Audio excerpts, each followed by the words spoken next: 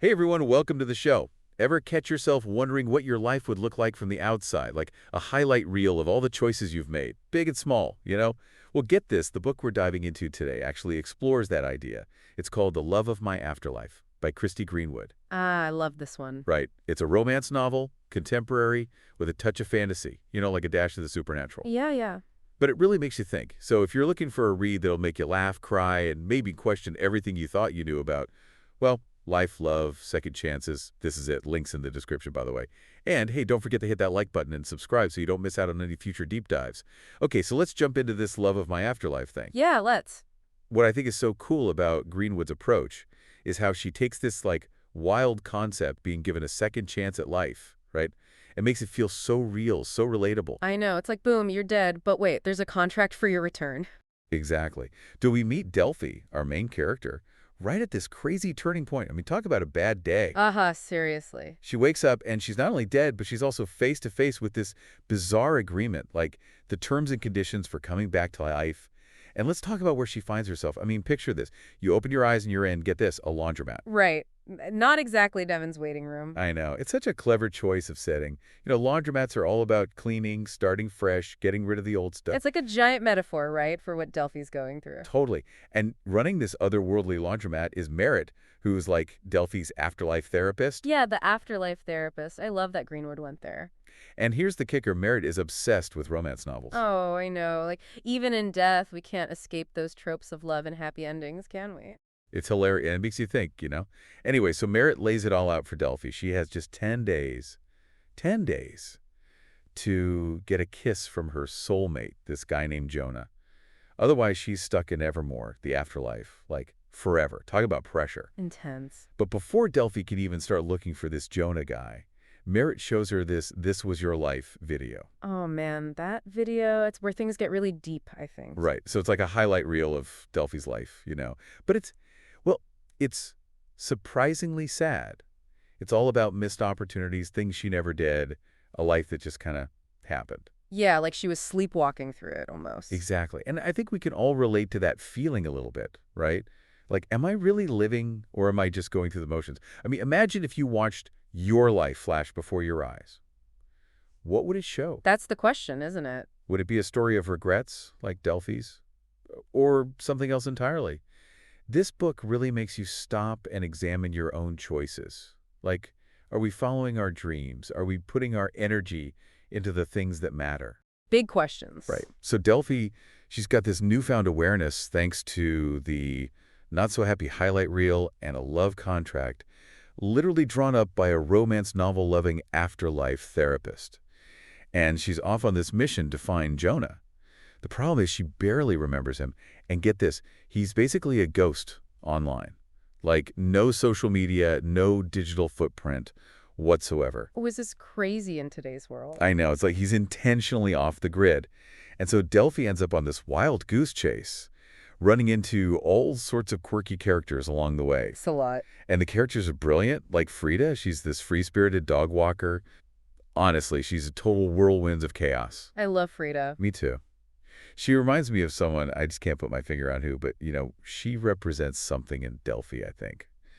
Like that adventurous side that wants to break free. Yeah, that part of her that's been suppressed, maybe. Right. And then there's Aled, who's this sweet, kind of awkward librarian. I love him. He becomes Delphie's confidant, which is really sweet because she's been so lonely. Totally. He offers that unconditional support she needs. Yeah. And then there's Cooper, who's Delphie's neighbor. Oh, Cooper? He's a bit grumpy at first, but he ends up helping her look for Jonah, even though he doesn't really want to. Right. And you can tell there's something between them, like a spark. But Delphie's so fixated on this contract, she doesn't really notice. At least not at first. It's a slow burn for sure. It is. And just when you think you've figured out their dynamic, Greenwood throws this major curveball. Delphie finds out that Cooper has a twin sister, Emily, who died a few years ago. And guess what? Emily is Merritt, the afterlife therapist. It turns out she faked her own death to escape to Evermore and run this, matchmaking service for the dead. Whoa. Right. It's crazy. And it makes you wonder, was Delphi's whole quest genuine? Or was Merritt pulling strings trying to set her up with her brother? I know. It's wild, right? And poor Delphie's stuck in the middle of all this family drama, trying to figure out her own feelings. She's drawn to Cooper, but she's also bound by this contract to find Jonah and get that life-saving kiss. It's like her head is saying one thing, but her heart's saying something else. Exactly. So Delphi's stuck, right? Trying to sort out this whole soulmate thing while she's got these growing feelings for Cooper. But like we were saying, life, or I guess the afterlife, has a way of throwing curveballs. Oh, for sure. Remember, Merritt warned her about making herself vulnerable. Well, that warning, it comes back in a big way. Because Delphie and Cooper, they get into this car accident. And it's not just any accident, right? No, not at all. Because, get this, it was actually caused by Merritt, like on purpose. She disguised herself as Emily, her dead twin sister, and swerved her car into them. Whoa, wait, what? I mean, I know Merritt is a bit out there, but that's intense. Right. But she thought if Delphie almost died, it would somehow wake up Jonah's soulmate awareness or something. That is, wow. Talk about extreme matchmaking. But it totally backfires. Cooper gets really hurt, and Delphie ends up in the hospital. And the craziest part, Jonah's there too. He saw the whole thing happen. Oh, man. The timing is just awful because while Delphie is freaking out about Cooper, Jonah is pouring his heart out, telling her how much he's drawn to her, you know? And Delphie's barely even listening. It really highlights the difference between that soulmate connection she felt with Jonah in Evermore and what she has with Cooper. Like, one is this grand, almost otherworldly feeling, and the other is just real, raw, and messy. Makes you wonder if maybe soulmates aren't all they're cracked up to be. Totally. Like, is it fate or is it about the choices we make, the people we let ourselves get close to? Exactly. So Delphie's dealing with all this guilt and confusion. And meanwhile, Cooper wakes up, but not in the hospital. Nope. He's back in Merritt's laundromat office in Evermore, reunited with Emily, his twin sister. Wow. So he is alive, but in the afterlife. This is so confusing. I know. And while Cooper is happy to see Emily, he's also kind of shocked, right? I mean, she faked her own death and has been living in the afterlife this whole time. Yeah, that's a lot to take in. And Delphie, she eventually recovers from her injuries, but she's still reeling from everything. So she confronts Merritt, and she's angry, like really angry, for being manipulated and put in danger. It's a good moment for Delphie, though, because she finally stands up for herself. She's not that same shy, passive person anymore. I like that. So all this happens, and then Delphie decides to do something totally unexpected.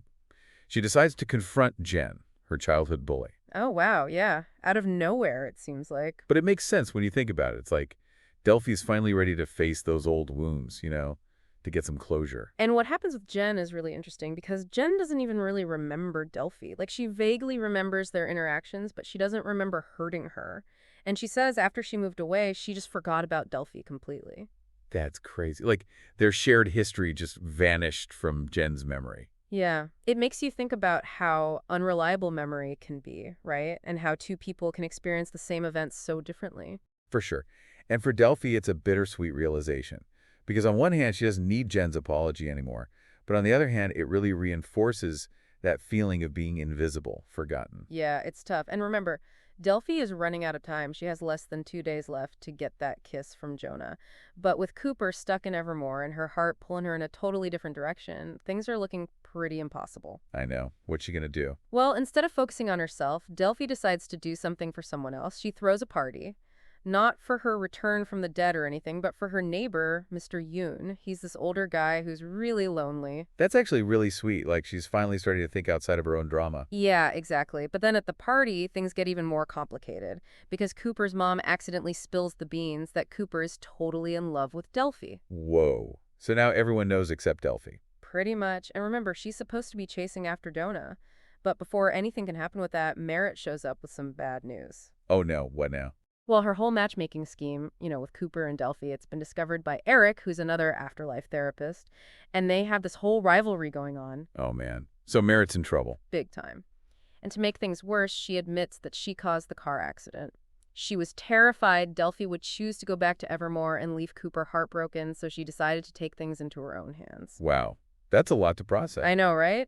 But then Merritt drops another bombshell. She says Delphie actually had a change of heart right before the accident. She was on her way to find Jonah when it happened. Oh wow. So it was all for nothing. It seems like it, but just when it feels like things can't get any more twisted, Delphie decides to visit Jen one last time.